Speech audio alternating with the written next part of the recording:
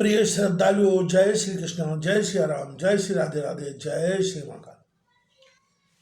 इस प्रवचन में आपको श्रवण कराएंगे स्वयंवर में राजाओं का विवाद।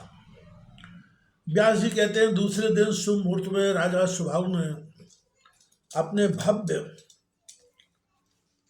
भवन पर राजाओं को बुलाया। अनेकों मंच बने थे। मनोहरता से अलंकृत नरेश आकर उन मंचों पर बैठ गए। इतने में महाराज सुबाहु के भवन पर बाजों की गगनभेदी ध्वनि होने लगी। उस समय राजकुमारी स्नान करके आई थी। वस्त्राभूषणों से सुसज्जित थी। विवाह में धारण करने योग्य सभी पदार्थ उसके शरीर की शोभा बढ़ा रहे थे। तब पिता सुबाहु ने कहा, बेटी उठो और हाथ में फूलों की माला लेकर सभा भवन में चलो। देखो, वहां बहुत से गुणवान, रूपवान और उत्तम वंश से संबंध रखने वाले श्रेष्ठ राजा आए हुए हैं। जो तुम्हारे मन में जच जाए उसी को तुम वरण कर लो। शशिकला बोली, पिताजी, मेरा यह निश्चय है कि मैं उपस्थित राजाओं के समक्ष नहीं जाऊंगी। कांग के सजीव पुतले उन नरेशों के समक्ष दूसरी स्त्रियां भले ही जाया करें। आप यदि मेरा कल्याण चाहते हैं तो किसी अच्छे दिन विवाह की विधि संपन्न करके सुदर्शन के हाथ में मुझे समर्पण कर दें। राजन, तब शशिकला की बात सुनकर राजा सुबाहु का मन चिंतित हो उठा।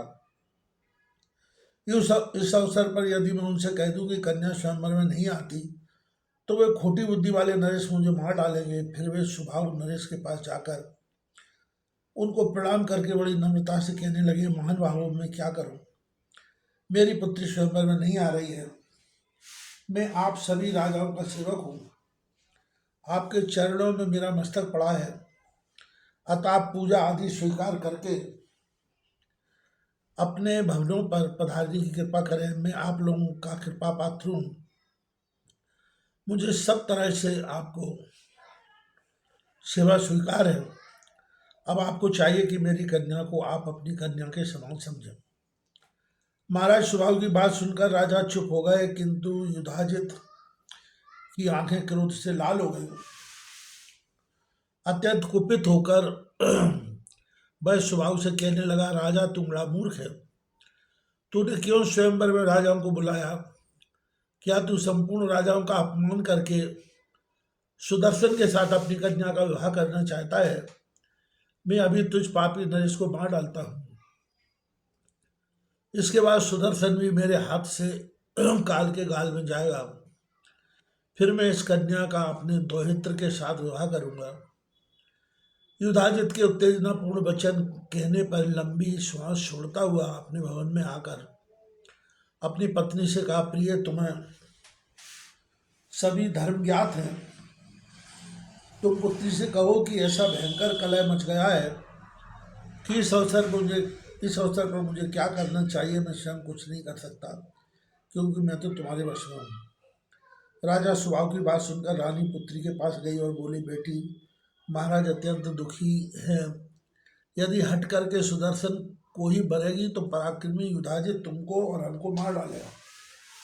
पिता माता की बात सुनकर शशिकला को कुछ भी भय नहीं हुआ।